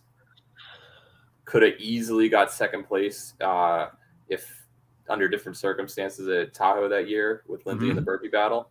Mm-hmm. Would a second place have changed things versus a third? And I think she got fourth another year. She's been top 5 a couple times. Like she's always shows up in the big races.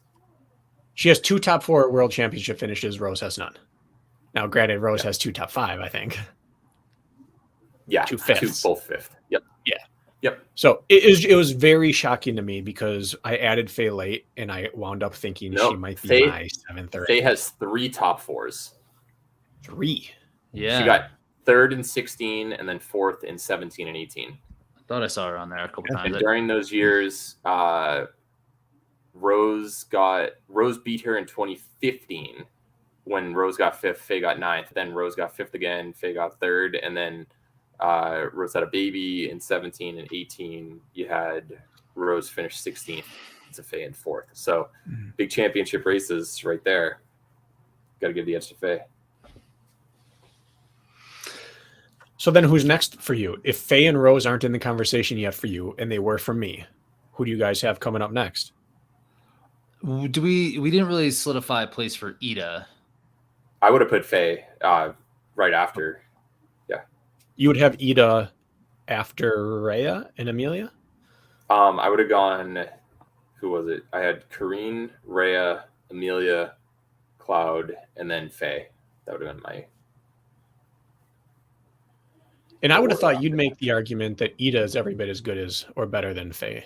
Yeah, very, very, very close. I just think it's a toss-up, and the reason being that she doesn't have that world championship title, which I know that Faye doesn't either. But the all-time podium, I know, but the all-time podium record, and the fact that Ida's come over here, she faced some of the top athletes and didn't end up getting top 3 at slow, just a random, not a random one, but a series race without as much depth of field as you see in a world championship event. I think that is against her, but I mean, she's super, super impressive when you look at her resume. And I think it could be a toss up between Faye and Ida. Yeah. I don't put stock in lifetime podiums. It's accumulation. Well, and it's also opportunity. Faye had the best Spartan contract for 2 or 3 years. She had a lot of money and she had a lot of free travel.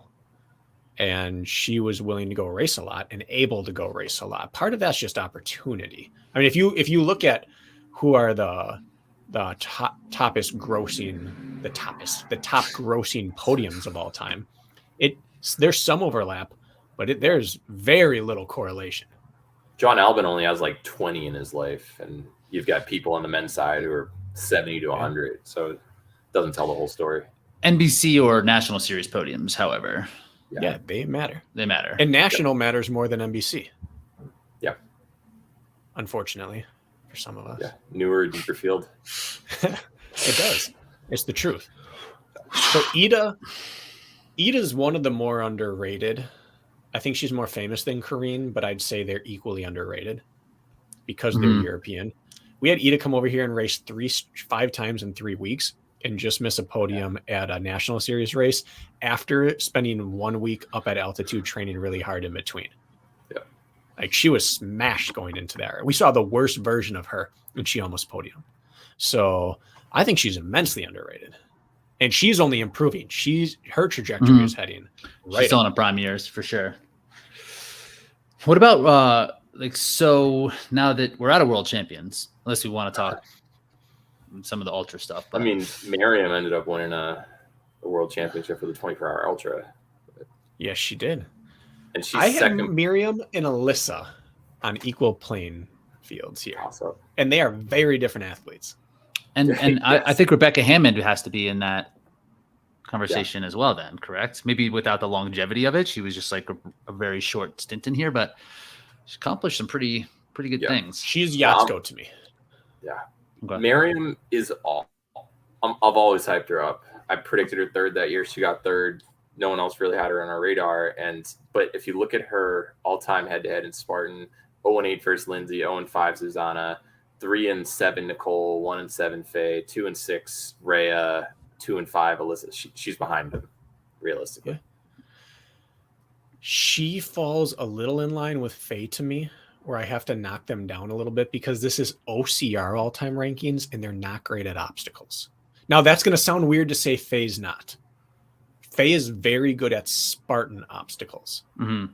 but she's never really shown desire, skill, aptitude, or the mentality to even want to attack an obstacle-dense course. I mean, she did walk off at OCR Worlds. She had a fear of the heights and the leap. She has a fear of technical downhills. So she's very good at her realm, and hybrid racing is perfect for her. Mm-hmm. But that is why I'd lean towards maybe an Ida being able to nudge her, because Ida can do all forms of OCR and Faye's spectacular at 2. Now, I don't think you should be punished for not being all around, but she has maybe the most abrupt stop in her talent, like scope, of any athlete in the history of OCR. And Miriam does struggle with a lot of obstacles. Yeah, I think that's a good argument, Bracken, if we were like drafting a team to put Ida ahead of Faye. But in terms of like the totality of a career, I still like where Faye is accomplished, even on just the top. Yeah, if you have a neutral, not crazy obstacle dense course, who are you picking to win head to head? You're probably going with Faye in her prime. The interesting thing is I feel the exact opposite of you, Rich, which is that in the voting of best OCR, we have only taken Spartan to account with her because she has no other version. Mm-hmm. Like, what is her other success in anything other than Spartan? And Deca is Spartan to an extent. Okay. But other than, I mean, I can't think of one. It doesn't mean that she's not great. But yeah. She won High Rocks. She's fantastic at what she does. But if you took the totality of, if you had a racer do every race head to head, Ida and Faye, every race, they had to do Spartan, OCR Worlds, Savage, Indian Mud Run, Toughest, a 24-hour ultra. At the end of the day, Ida smokes her. But she may never beat her at what she's best at. Right. Where the most competition is as well.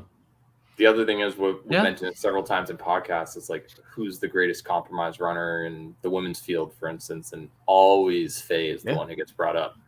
We think of obstacle specialists, and it's like, oh, it's, Nicole, Lindsay, not Lindsay, probably not as much, but she still won OCR World's titles. Ida, you have plenty in the mix, but we're always going right back to Faye for her one super dominant skill set. Yeah. Ida's dominant skill set is grip, and Faye's is compromise running. Her compromise running is out of this world. Mm-hmm. And I suppose at the end of the day, if you had to choose, unless you lived in Europe, you would take Faye's compromise running over Ida's grip. But if you lived in Europe, you wouldn't want anything other than Ida's skill set. For sure. She just won European OCR champs, so she did. Yeah. 15K and 3K? I believe so. Yeah. Yeah. I know for sure the 3K, and I'm pretty sure she doubled. Yeah. So someone mentioned Alyssa. Jack, you had Alyssa in this mix as well? No, I have her in terms of the big five. I've already named or the Fab Five, whatever they were called. Lindsay, Nicole, Rhea, Faye, and then I have Alyssa next. And it's no disrespect. She has the third place at World Championships once. She definitely she won one or two. I know she won Seattle for sure. I thought there might be another one in there that she ended up winning.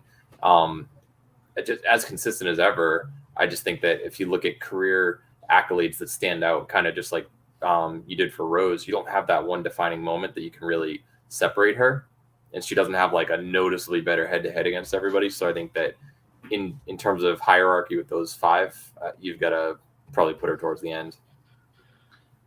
I think Alyssa is Rose for less duration. However, she is obviously good at hybrid racing. Mhm. Yeah. And that is a big feather in her cap, but she doesn't have higher highs or more or less consistency than Rose, but Rose has done it for going on a decade. Okay. And Lissa, famously retired from it this year. So she, 5 or 6 years of it, and Rose is like 8 or 9. So that alone puts Rose ahead of her for me. I think I think people forget how good Alyssa was when she was focused on Spartan. Yeah. I've got a good argument for her. Alyssa's 6-0 all time against Amelia Boone. And we were just like singing her praises before. Never lost to Amelia. So that's that's the problem. She has a losing record against everyone else basically until you get to Rose. So ABC theorem. Yeah. Rhea is better than Amelia. Rhea was 5-0 against Amelia. Then we have Alyssa at 6-0 against Amelia. Yeah. Alyssa's better than Rhea. Alyssa's up to 4th. Yeah. That's Bracken Crocker math. Yeah. I like it. Do we end up with Miriam in I'm like in the 10 spot now? Are we putting Miriam in there? She's low teens. Who's 10? Who's going to round up the top 10? Over Rose? Maybe. Do we put Rose in this? If Rose is in top 10, it's a crime. Yeah. No, Rose definitely. Rose should get in. Yeah, although Alyssa's 12-9 against her. Head to head, I don't like it. It's trouble.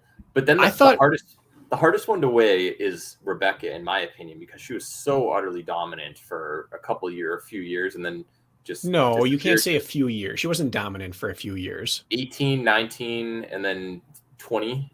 How many wins did she have? Season, and then 21, she beat Lindsay at Hildervat. Didn't she win the whole thing? And that was gonna set the tone for the rest of the year. Take Hildervat out for a second. Hildervat's I know, but that was setting the tone for the rest of the year. Everyone said the goal was on fire. Bear with me. Yeah. In that several year set you talked about, how many national series wins did she have? None, but she got second at a world championship, which is better than Faye, who we already mentioned, which is better than Alyssa, who we already mentioned. She had a world championship second. That's fantastic. Her national series streak was no better than any streak we've seen from Rose, Amelia, Faye, Alyssa. She finished one higher spot than any of them at Worlds. That's the only difference. And she did it for a year and a half, and they did it for 5 to 9 years. So that she's Yatsko to me. If she does it for 5 straight years, she's unassailable. But she actually wasn't better than their best stretch, is all I'm saying. Mm-hmm. Okay. No, I don't think that you can justifiably put her ahead of Rose because of Rose's career length and just. I don't think you can put her ahead of Chris. Yeah. Career length is the same. Same duration. Same duration. A second place Tahoe. Yeah, and second place in the OCR World 3K and fourth place at OCR World's 15K for Rebecca. Actually, she got a second and a third both times she did OCR World's 3K in London, and she got fourth in the 15K her first year and won a team title. So I think they have the same resume outside of Spartan World Championships, and Chris hasn't run that yet. And we're about to see her do it. Yeah. But she has High Rock Championship. Anyways, I'm saying if you don't do one, you can't have the other. Yeah, I got you.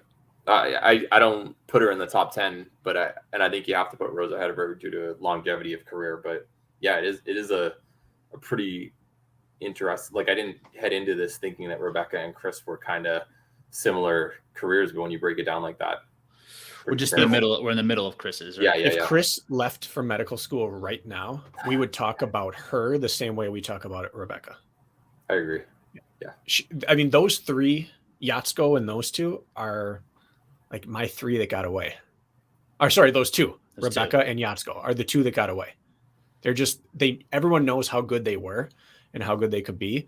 And Yatsko's career was hurt by the fact that he came back into the sport out of shape several times just because he's a gamer. And if there's a race in town, he'll just show up and do it.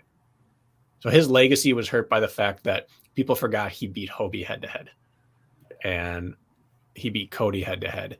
And he went on a 7-race unbeaten streak. People forgot about that. Rebecca left at the height of her hype. Yeah.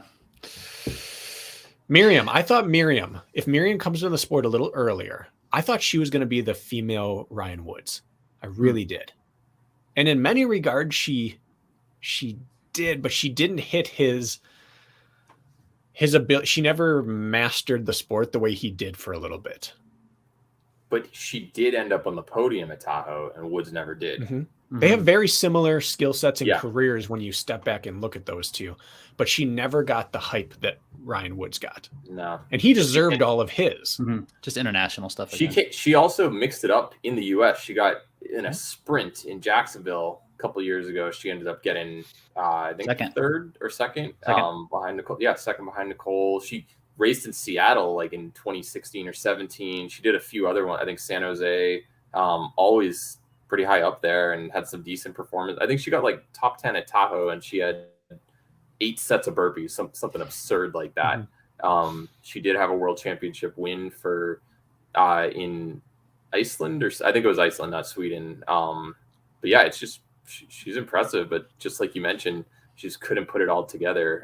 She had 8, 6, 10, 3, and I think she was 5th this past year in Abu Dhabi. So that's pretty dang impressive world championship performances with all those burpees, but clean it up might even be better. Ryan got better at obstacles than she did. Yeah. But they both brought the same skill set to the table that on any given race, they might just be the best uphill runner in that race, which is a super powerful skill in this sport. But she's another one that never got over. And so I can't put her ahead of, even though she's had some highs, I can't say she's a great obstacle racer. She's a great mountain runner who could do burpees just well enough to make some podiums. Yep. It is interesting because Miriam won the Asia Pacific World Championship a few years ago. I think it was in Perth, Australia. And then she's also won the European Championship. So she's got like multiple regional championships and a world championship podium, second most all-time podiums. I know that you don't put as much stock in that, but it means something when their career already. She has the checkbox items to to build her resume, and most people don't have like that huge variety that she does. And she did a race one time, Morzine, which you guys know that in France, it's one of the most difficult mountainous venues out there. She won the Ultra Beast, the Beast, the Super, and the Open Sprint. They didn't have an elite category, but she won all 4 on the same exact weekend. Like, I don't know how your legs work after that. Where do we go after this now? Because now I think opening up this is like where we mentioned the Brackens of the women's field, who like just missed the cut, but we know they've had impressive careers. We kind of followed that for the men's side. I think that we could start opening up the Chris Rogloski, Emeka Clark. I think Annie should be mentioned if we're going to talk throwing the Brackens. Is that a compliment or is that a Yeah, it's both. Okay. He got mentioned. Yeah. The only thing I'll say about myself this episode, Jack, who is my female counterpart? Female counterpart. Probably Kate Kramer. Oh, get out of here.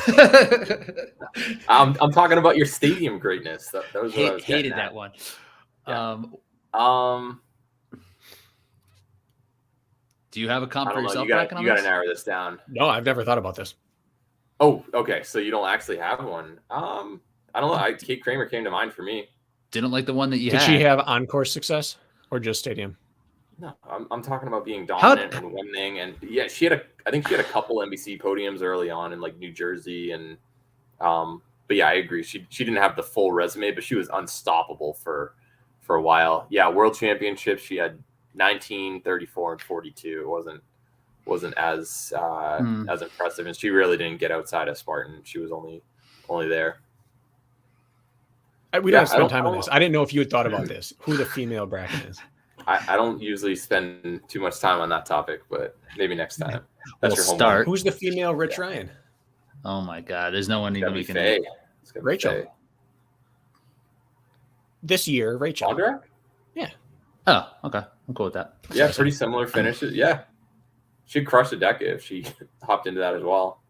So and both. Yeah, for some reason, Rich I associate with DECA now, even though High Rock's kind of what you put your eggs in. I did a DECA strong with Kent this morning in his garage. So we're all on DECA. Good. I was like 1240. Kent was like 12 flat. Okay. Doing stuff. 6,000 feet. 6,000 feet. Good work. Yeah. Do we even want to go into ranking who is now? I don't know who hasn't been touched upon. Who have we not mentioned, Jack, that deserves, or Rich? Who's on your list that hasn't been talked about? There was more that I had a Kate Kramer on here. I had Orla on here just to seeing if there was like longevity in that specialty. I wish Jenny Tobin found the sport when she was 30. Yeah. Alex She's Walker, a awesome endurance athlete. Yeah. Alex isn't going to be ahead of. No. We're talking like the teams. Yeah. Like she's in that. She has to be in the conversation for who hasn't been mentioned yet. Yeah. She just needs another couple of years. She's done everything Rose has done at any given snapshot in her career outside of the winning a national series race. She just has to do it for longer, and she'll be right up How there. about Leanne Wastany? Never got any attention. Always number 6 when it was the prime. Like she's right there. Always the number 6 is not. Is that like I know that. I'm just put saying that on Tinder? Always number 6. Always number Leanne's 6. great, but that's not a calling card. No, that's no good. Yeah, she did get a 3rd place in Utah. So, and she beat Lindsay during a race once. So, not too many people have done that. Bottom line, yeah, probably her. I would also say Esther in Yanko Pepova. I had her on here. Yeah. I didn't know what accomplishments she had. I know she's had some good seasons according to your rankings. Esther? Yeah. She beat Nicole during one of the trifecta head-to-head races. You watch those videos, there's a move like 30 minutes of the race, and she just surges. And you do not see that on flat ground against Nicole. I think Esther won the European OCR championships once, and she got 2nd at the trifecta world champs. She froze in the water when she went to Tahoe, so we didn't really see that success there. But that's right. always at the top of the field in basically every race. She's beat Susanna. That doesn't happen too often, so I don't know. Bianca has something to say about all this. Yeah, let's hear it. No, I mean, she would have something to say. I think she would consider herself underrated and disrespected. I had a what if on here of Corinna Coffin getting that 2nd place at a world championships, and then just kind of dabbling in a bunch of stuff. Like if she would have stayed in it, and if we'd taken the totality, if we were working hybrid into the mix, I mean, maybe, but that's a big what if for me. She had the ability in my mind. Yeah, she had the ability in my mind to have a Hunter McIntyre career, but she strayed even farther away from running than he did. Yeah. She also got 2nd at World Championships once, 2014. She was like 20 years old. That was the year Lindsay missed the podium because it was her first ever race at Killington. So, all right, boys, I have less than 10 minutes. So do we want to knock out? I have up to 11. Do we want to knock out top 15? Yeah, I think just mentioning a couple more. We don't need to go like super in detail, but yeah, I would say we've pretty much nailed the ones that come to mind. It is interesting that some of the earlier names like Alex Rodena and April D, like we didn't really mention them despite their early successes, but we did talk a lot about Claude and Amelia's successes there mattering. April in her time was always pushing the best, but her time was very short. Yeah. And Alex Rodena, Chikorita, Alex Rodena is she has a compelling argument for being all-time body of work. I think she just missed top 5 at Spartan World Championships once, but she was like never got good at obstacles. Yeah. She was the first athlete outside of the US or Canada to kind of join and actually compete against the top racers here. So that there's the legacy component there, just like Angel Quintero to a degree. What about Sergey's partner? Elisa Petrova? Yeah. Elisa or Alyssa? Petrova. I think it's with an A. Elisa Petrova. Not enough body of work quite yet, but she is poised to be a mover and climber. She just recently won something, didn't she? And took 2nd in another. I know that's super vague, but I just saw her in results. Like she's starting to back up the fact that it maybe wasn't a fluke. Oh, it wasn't a fluke. She got she podiumed at European champs last year behind Susanna. I think if Susanna went to Abu Dhabi, it would have been trouble for a lot of people. But Alyssa was only a few minutes behind her. I shouldn't say she's made for it. Her engine looks like it's made for it, but I haven't seen her race in heat. I don't know how she does in heat. Not too many heat skiers, but yeah. Rich, is there anyone on your list we haven't talked about? No, I think we pretty much touched everything. Yeah. You? Got it all. Not right, well, but I have them all on there. One last question. If we were to do a random poll for people, who do you think would have been over and under or who would have had fewer or more responses from people? It would have been like, I think a lot of people default to Amelia right away as, one of the top 2 or 3 without actually looking at the numbers. Not we had her 4. Yeah, she's right up there, but I think that a lot of people would put her higher than she actually probably is, by a couple spots, and then a couple underrated people. I'd be curious who you think. Well, I think your pick with Kareen. Yeah, I don't think anybody would have had that. And then I don't know. I think you had her close. Like I had her name written down. Yeah, it's true. I think Alyssa would have been criminally underrated. Holly. I don't think she would have. Alyssa Holly. I don't think she would have shown up on a lot of lists, but yeah, Kareen would have been the most underrated. Yeah. Really, we didn't do a good job talking about Lindsay today. She got the least screen time, but we've said it before. She, in terms of her ability against the rest of her gender, she's the greatest of all time. Yeah. Like there are debates on the men's side. There isn't a debate on the female side. And I think compared to any man's dominance against the men, she is better. And that's for her to get 5 seconds of time. Yeah, we know she's the best. Let's move on to the second. We'll talk about her next week.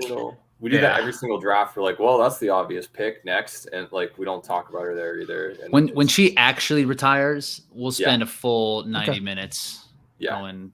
I wanted to at least acknowledge the fact that the greatest we've ever seen got no airtime. That's fair. Yeah.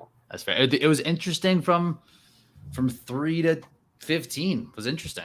We need Kirk to message us who he thinks his top 5 are, so we can at least, he will not have the listeners who are curious. One thing I did want to mention was we were talking about who we would pick on like a neutral course, like West Virginia or something like that. Yeah. And I saw Kirk to win. Outkick Hobie Call at West Virginia. So Hobie's going to be in it. Kirk has to be mentioned to fight. Someone put him in the top 5. Yeah. Oh yeah. Well, people love him. He did outsprint him. That was a fantastic finish. Yeah, as Hobie was like an 11th and was basically doing cartwheels the last half of it. But still, but still. All right, dudes, that's it. Got to wrap this thing up. So next week, drafting. It's happening. Utah. Right. It's coming fast. I'll be there. Jack, I want one stat out of you for next episode. Yeah. I want to know who the lowest ranked person with the most success against the highest ranked people are. What?